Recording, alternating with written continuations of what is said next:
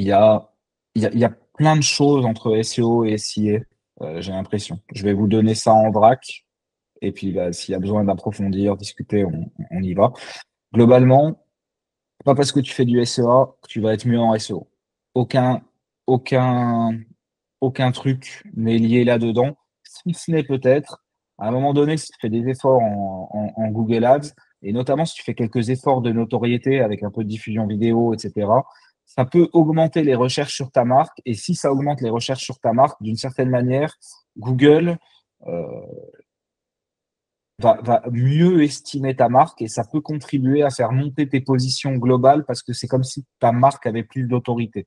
Donc, globalement, il n'y a pas de truc direct. Par contre, indirectement, ça peut jouer si ta marque est de plus en plus connue et reconnue grâce à tes efforts publicitaires.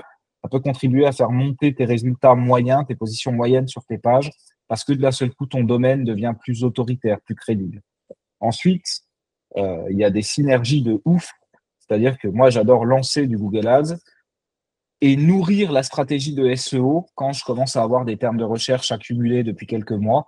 Bah, en fait, c'est génial parce que tu détectes là-dedans des termes qui ont du potentiel, sur lesquels tu n'as pas forcément les pages à mettre en face. Et tu vas pouvoir nourrir la stratégie de SEO en lui disant, bah, regarde, là, ça, c'est des intentions. Aujourd'hui, c'est plutôt informatif. Donc, nous, en ads, ça nous intéresse un peu moins. Mais par contre, si on avait des pages là-dessus pour aller choper du lead en naturel, ce serait super. Donc, il y a ce côté, je nourris la stratégie SEO.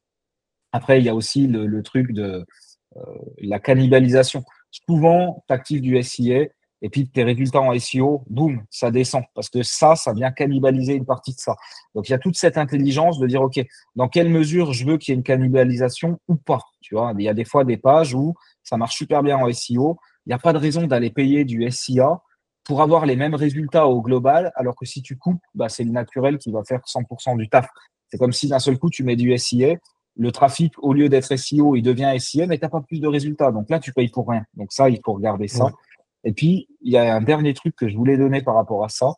Euh, Aujourd'hui, je trouve que c'est une putain de bonne stratégie d'avoir des super pages de contenu SIA, des super pages pardon, de contenu SEO, par exemple sur les questions les plus posées par tes prospects quand tu les as au téléphone, par tes prospects ou tes clients.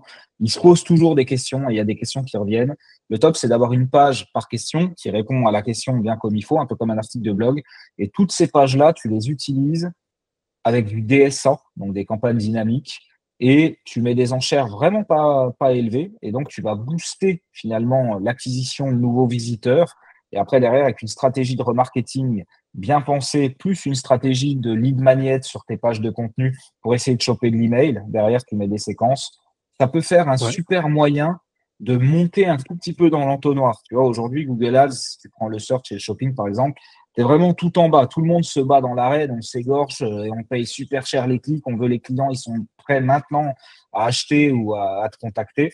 Donc là, tu es tout en bas. Et finalement, avec des bonnes pages SEO, boostées un peu avec du DSA et un peu d'lead magnet, ça te permet de remonter dans ton entonnoir facilement. Ça a plusieurs effets bénéfiques puisque ça t'aide à remonter dans ton entonnoir payant, mais ça t'aide aussi à développer ton SEO et donc son acquisition et le fait d'avoir du trafic qui vient d'autres sources que de la pub. Voilà ce que j'avais envie de dire en vrac comme ça sur la partie SEO, SEO.